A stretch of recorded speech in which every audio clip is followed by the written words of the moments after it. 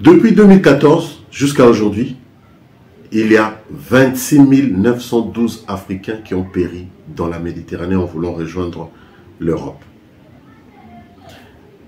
De même, aux États-Unis, il y a beaucoup d'Africains aussi qui ont péri parce qu'ils voulaient rejoindre les États-Unis en passant notamment par le Brésil. Ces frères et sœurs qui ont péri, s'ils savaient qu'avec 50 $, 100 €, 75 000 francs CFA, ils pouvaient lancer des business ici en Afrique et créer de la richesse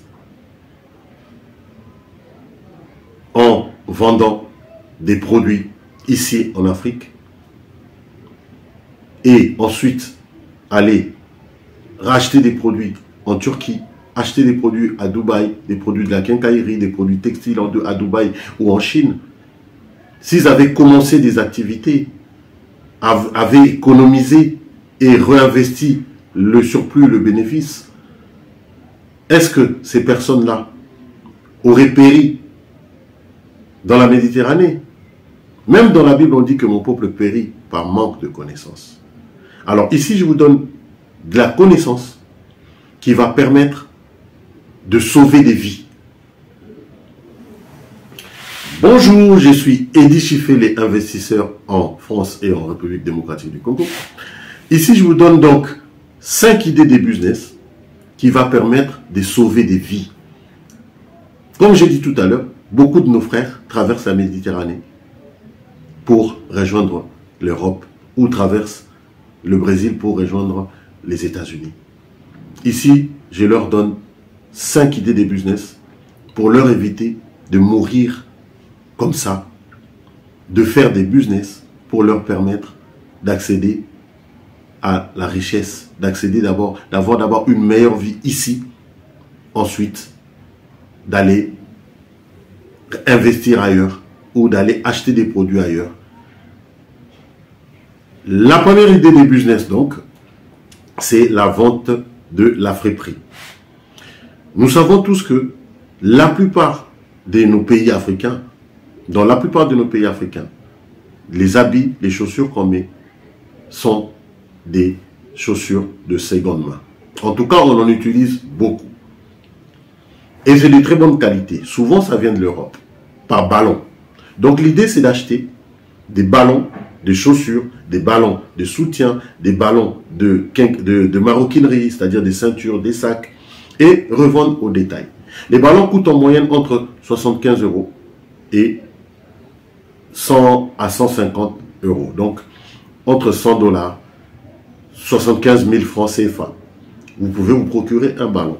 Vous pouvez le vendre au marché en trouvant une place au marché. Si vous avez un budget beaucoup plus conséquent, vous pouvez faire une boutique pour vendre ces produits dans une boutique. J'ai déjà vu une boutique à Kinshasa où ils vendaient uniquement des produits de seconde main, des vêtements et des chaussures qu'on a déjà mis, mais qui sont encore en bon état, qui viennent des ballons de l'Afriprix.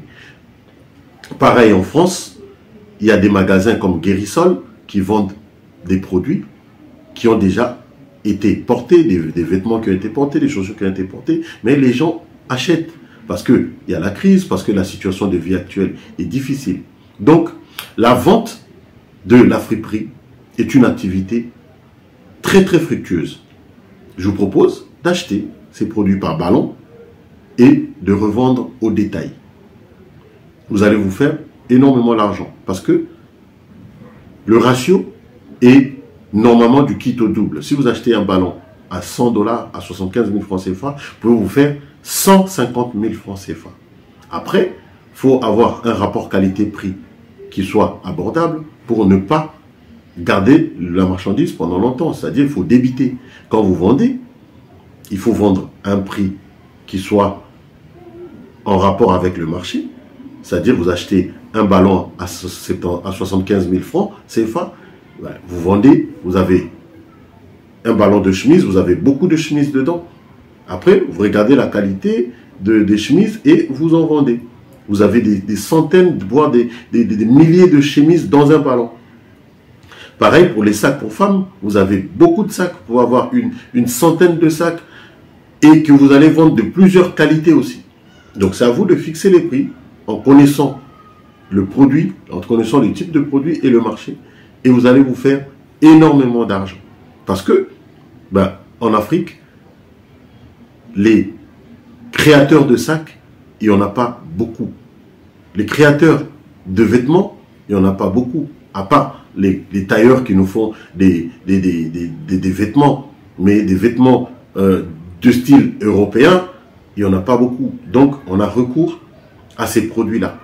Ici, je vous propose de faire cette activité, soit au marché, soit devant chez vous, mais tout en vous différenciant des autres. Et vous allez vous faire énormément d'argent. Ensuite, avec cet argent-là, vous pouvez réinvestir, avoir 2 ballons, 3 ballons, ou pourquoi pas vendre des ballons. En gros, vous aussi, vous achetez une 50aine de ballons que vous revendez et vous faites votre plus-value. Et là, vous pouvez aller en Chine ou en Europe pour ramener des conteneurs des ballons. Donc, de détaillant, vous progressez et vous devenez grossiste. C'est tout le mal que je vous souhaite. En deuxième position, je vous propose de faire la vente de tout ce qui est petit déjeuner. Je me rappelle quand j'étais beaucoup plus jeune, dans le quartier où j'habitais, à Binza, sur la rue Moukwala, il y avait un monsieur qu'on appelait Landos. Monsieur Landos, vieux Landos qu'on l'appelait, il avait tous les produits qui servent au petit déjeuner. Du thé en sachet, du thé artisanal, du thé en poudre, du lait en poudre, du lait liquide, du lait sucré. Il avait toutes sortes de produits. Monsieur Landos, tout le monde s'est rué chaque matin chez lui parce qu'on savait que chez lui, on pouvait s'approvisionner. Il ne manquait de rien qui avait une relation avec le petit déjeuner. Vous aussi, vous pouvez faire comme lui. Vous pouvez même rajouter des œufs ou des omelettes que vous faites et vous pouvez même vous abonner dans une boulangerie, prendre le pain le matin, vous approvisionner en pain et revendre du pain en détail. Parce que les gens qui viennent acheter du sucre, du lait, du thé, du café, ils ont aussi besoin de pain. Vous pouvez rajouter du beurre, des yaourts, en mettant les yaourts et du beurre bien sûr dans un réfrigérateur. Mais en ayant une diversité de produits qui servent au petit déjeuner, vous allez attirer plus de gens parce qu'ils sauront que chez vous, vous avez tout et vous allez vous faire énormément d'argent. Les sachets de sucre, c'est en moyenne à 5 $ le sachet. Donc un sac de sucre avec 10 sachets de 5 kg coûte en moyenne 50 $. Vous pouvez rajouter du sucre, du lait, du café, du thé. Ça va vous demander un petit budget de 100 à 200 $. 150 000 francs CFA. Vous pouvez commencer avec beaucoup moins.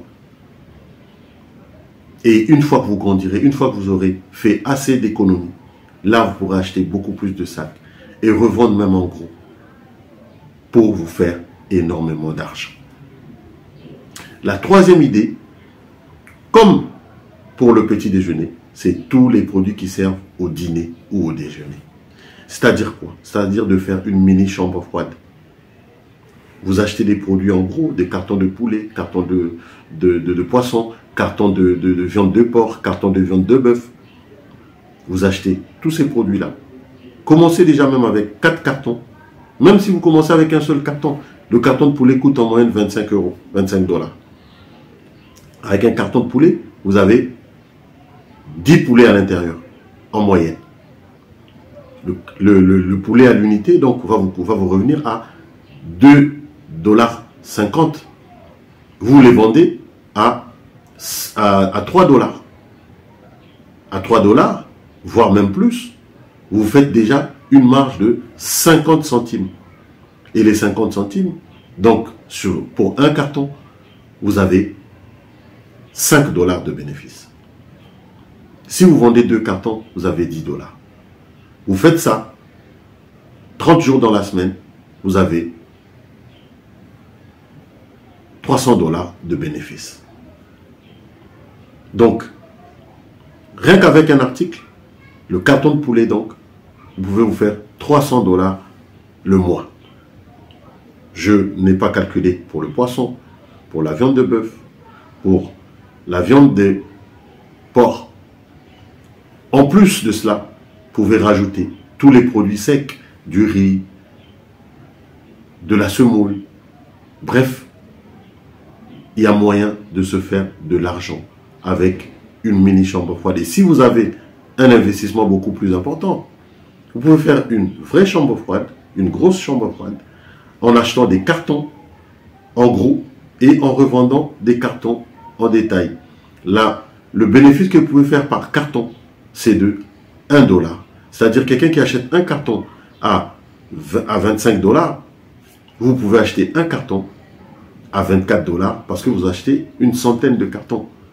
Et si vous achetez une centaine de cartons, vous revendez même 50 cartons ou 100 cartons la journée parce que vous deviendrez une chambre froide, vous feriez un bénéfice net de 100 $ sur 100 cartons. Voilà pour la troisième idée. La quatrième idée donc, c'est l'achat et revente de matériel en plastique. Dans nos pays africains, on utilise beaucoup de matériel en plastique. Des chaises en plastique, des bassins en plastique, des assiettes en plastique, des sachets en plastique. On en utilise encore, bien que le plastique aujourd'hui n'est pas biodégradable, on en utilise beaucoup encore et vous pouvez acheter en gros en ville ou dans les usines et revendre dans la cité, avoir une boutique si vous avez les moyens. Sinon, vous vendez au détail devant chez vous en mettant une table ou au marché. Vous avez une table au marché, vous référencez et vous vendez en détail. Vous mettez 100 €, 75 000 francs CFA, 100 000 francs CFA. Vous allez investir en achetant des chaises pour bébés en plastique, des articles en plastique, des seaux en plastique. Ça marche tout le temps. Vous pouvez acheter des gobelets en plastique. Pareil, les gobelets en plastique, ça sert même pour le petit déjeuner. Et revendre. Vous achetez en gros, vous revendez en détail et vous faites votre marche. La cinquième idée, c'est de faire donc la vente sur Internet. Tous les produits que je vous ai cités, que ce soit la friperie, les produits du petit déjeuner, la maroquinerie, les produits qui servent au dîner, vous pouvez les vendre également sur Internet. Il suffit de le mettre sur votre statut, de partager avec les amis. Par contre, il va falloir être prêt à aller leur livrer s'ils ont besoin. Ou s'ils peuvent se déplacer, qu'ils se déplacent. Vous pouvez aller livrer moyennant un transport. Quand eux peuvent venir, ils viennent. Ils n'ont pas besoin de payer le transport parce qu'ils se seront déjà déplacés. Donc, en vendant sur Internet, si vous avez beaucoup de moyens, vous pouvez faire un site Internet. Mais sinon, vous pouvez vendre en mettant sur votre statut, en partageant dans les groupes WhatsApp, sur Instagram, sur TikTok. Les gens vont voir votre publicité, vous laissez votre numéro, les gens vont vous contacter, vous faites des bonnes vidéos, voilà, un bon message, un bon visuel. Les gens vont regarder. Si le produit leur plaît, ils vont acheter.